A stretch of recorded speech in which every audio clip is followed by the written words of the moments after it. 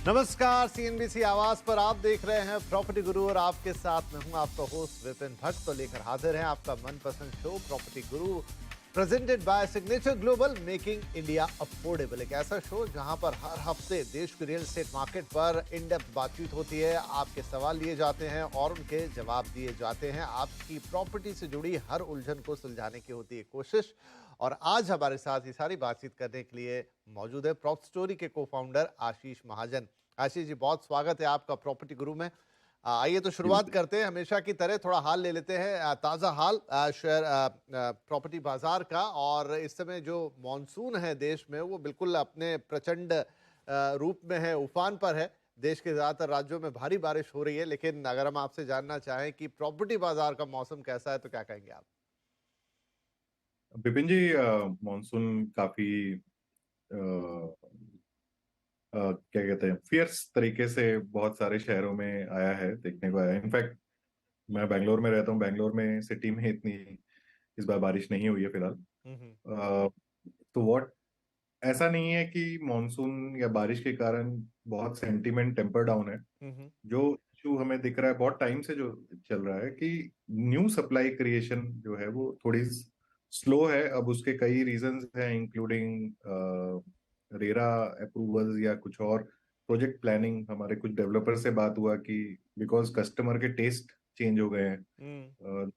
3 BHK 4 BHK इनकी बहुत preference है, तो कई लोगों ने जो अपने प्लान्स बना के रखे थे अभी उनको रिवाइज कर रहे हैं और कस्टमर की जो करंट डिमांड है उसके हिसाब से ओरिएंट कर रहे हैं। तो इस सब प्रोसेस में भी काफी टाइम लग जाता है। हम्म। पर हम सब पढ़ रहे हैं, हम सब देख रहे हैं कि डेवलपर्स ने अपनी डेट पोजीशन को काफी नॉर्मल लेवल्स पे ले आए हैं और कैश फ्लो इनके काफी इंप्रूव हुए हैं। तो हर कोई अपने बिजनेस की गति को बढ़ाना चाहता है। जी। तो आने वाले दिनों में न्यू सप्लाई हर शहर में काफी तेजी से आएगी। और ऑलरेडी हम महीने दर महीने हायर एंड हायर सेल्स ही कर रहे हैं। मतलब वही सरप्राइजिंग है कि कोई मोमेंटम में स्लो डाउन नहीं है।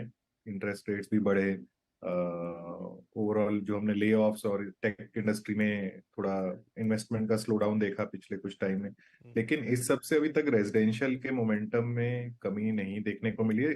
कमर्शियल में, हाई एंड कमर्शियल जो ए ग्रेड बोलते हैं, उसकी लीजिंग में थोड़ा बहुत स्लो डाउन हुआ है, क्योंकि यूएस के जो एमएनसीज हैं वो अपने एक्सपेंशन डिसीजंस थोड़ा डिले कर रहे हैं। जैसे जो हम जी। देख रहे हैं कि इसमें इन इकोनॉमिक एनवायरनमेंट थोड़ा सा स्लो होता जा रहा है। इंडिया में डिमांड कुछ चीजों की कम है, पर वो वही चीजों की कम है जो एक्सपोर्ट ओरिएंटेशन में है। जो डोमेस्टिक कंजम्पशन है उसमें ऐसा स्लो डाउन देखने को मिल नहीं रहा। हम्म। तो रेजिडेंशियल रियल एस्टेट भी वहीं से आता है एक्चुअली। जी। चलिए, तो बढ़िया है जैसा आशीष जी ने एक शब्द का इस्तेमाल किया, सरप्राइजिंगली, क्योंकि बहुत सारे फैक्टर्स ऐसे आ गए हैं अब जहां पर चीजें इंपैक्ट होनी चाहिए लेकिन वो होती हुई नहीं दिख रही। जहां तक रेजिडेंशियल रियल एस्टेट की बात है तो दिक्कत भी क्या है, बढ़िया है। एक जो मोमेंटम शुरू हुआ था वो चलता चला जा रहा है। सही कह रहे हैं कि हर महीने दर महीने नए नंबर्स क्रिएट हो रहे हैं, अच्छे नंबर्स आ रहे हैं, तो अच्छी बात है ये। लोगों की भी घर खरीदने में रुचि जो है वो बरकरार है। और डेवलपर भी उनके हिसाब से चीजें बनाना देना चाहते हैं। हाँ, सप्लाई का एक थोड़ा सा जो इशू है जिसकी बात कर रहे हैं, वैसे भी थोड़ी कंस्ट्रक्शन एक्टिविटी स्लो हो जाती हैं मॉनसून के अंदर। और फिर जो एक गैप क्रिएट हुआ है, डिमांड का जो अंदाज है वो बदल गया है, कुछ चीजें बदली है, तो वो थोड़ा बहुत ऊपर नीचे होता रहता है। लेकिन ओवरऑल मार्केट का जो मौसम है वो खुशनुमा ही बना हुआ है। चलिए, तो ये हो गया।